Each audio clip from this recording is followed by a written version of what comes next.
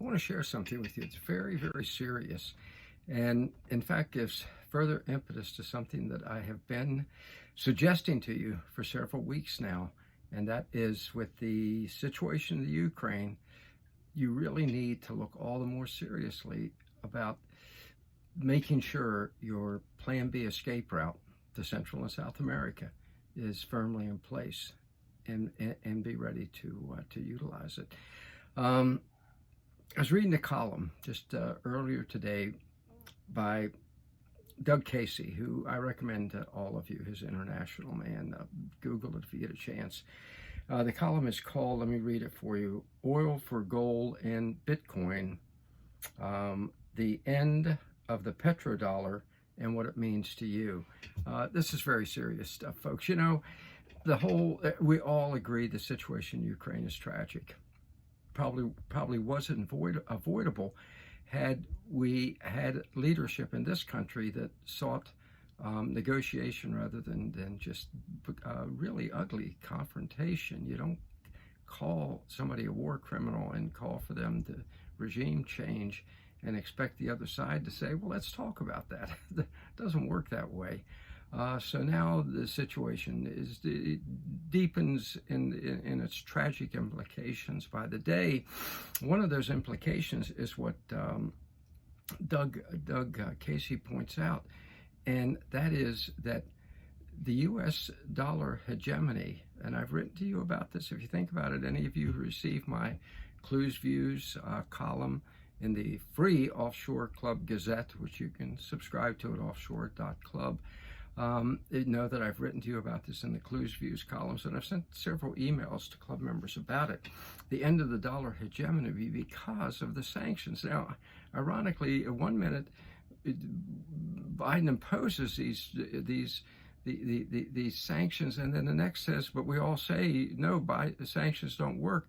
Well, they work in one way, and that's to backfire many times on those who impose them. That's what's happened now.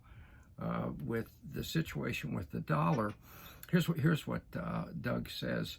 Here's the bottom line. China, Russia, and other countries will ditch the dollar and use the yuan, I'm not sure how to pronounce it, gold, and potentially Bitcoin to trade oil. It will be the end of the petrodollar system, and it's imminent. For over 50 years, the petrodollar system has allowed the U.S. government to live way beyond its means. This will soon disappear, which means there'll be a lot of extra dollars floating around looking for a home, and that in turn means skyrocketing inflation even worse. Okay, the U.S. used the petrodollar agreement it put together with the Saudis decades ago as a bludgeon, and as a way to make everybody deal in dollars. Well, it's soon going to end because of the sanctions. Russia produces a massive amount of oil. We used to. Biden ended that as soon as he took office. And now Russia and China, India, several other countries are saying we're through with being, having this sort of Damocles hanging over our head from the U.S., the dollar Damocles, and we're going to switch away from the petrodollar.